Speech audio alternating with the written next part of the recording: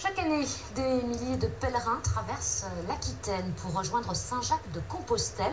Alors si l'on en parle ce midi, c'est parce qu'un film est diffusé ce soir au cinéma Le Gaumont à Talence, près de Bordeaux.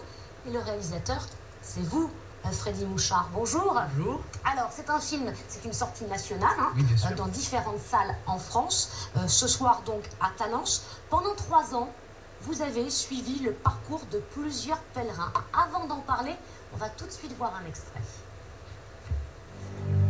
Je pense que déjà le chemin il était déjà là depuis un certain nombre d'années. Pour moi c'était un jour j'allais faire Saint-Jacques-de-Compostelle.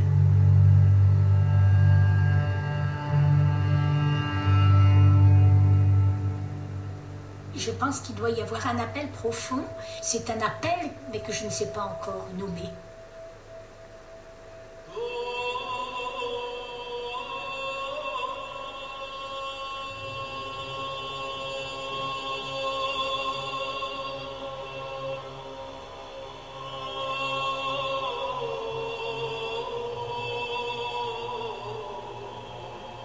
Depuis une dizaine d'années, on a à peu près 10 000 pèlerins de plus chaque année.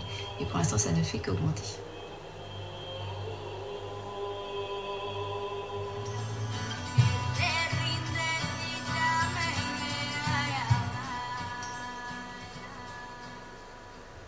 Freddy Mouchard, ce que l'on voit beaucoup dans le film, c'est que le chemin de la vie, c'est comme ça qu'il s'appelle, Compostelle, le chemin de la vie, c'est qu'il y a plusieurs routes, effectivement, pour aller à Saint-Jacques, mais qu'aucun chemin n'est identique. Oui, tout à fait. On dit souvent à chacun fait son chemin. Effectivement, le chemin de Compostelle, c'est un espace dans lequel chacun fait son propre chemin. Et je dirais que c'est à la fois un chemin physique, c'est sûr, évidemment, il y a des kilomètres à parcourir, mais c'est aussi un chemin intérieur. Et c'est chacun qui fait son propre chemin à l'intérieur de lui-même. 3 ans, c'est long. Comment avez-vous sélectionné ces pèlerins? Comment les avez-vous rencontrés?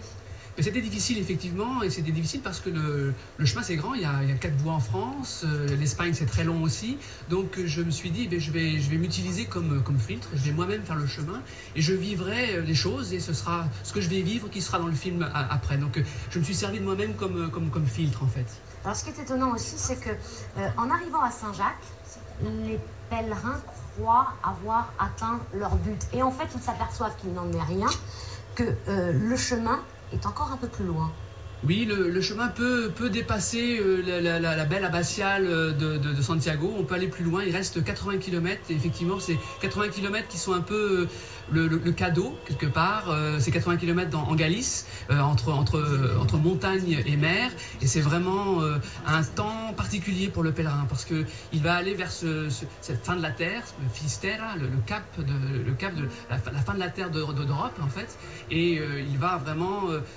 Là, il y a un rituel, on brûle ses vêtements face au soleil couchant, donc on fait quelque part, symboliquement, on fait mourir l'homme ancien pour faire naître l'homme nouveau. Alors ce qui est étonnant dans votre film, Freddy Mouchard, c'est que ces pèlerins, on les entend, on les voit rarement. Oui, tout à fait. C'est un choix délibéré. Tout à fait, c'est un choix dès le départ.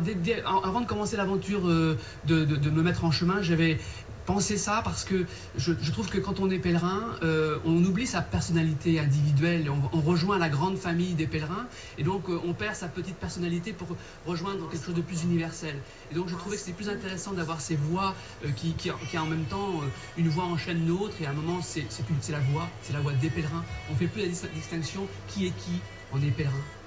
Merci Freddy Mouchard, et je rappelle Compostelle, le chemin de la vie, votre film est à voir ce soir à Talence, près de Bordeaux, au cinéma. Merci à vous. Merci.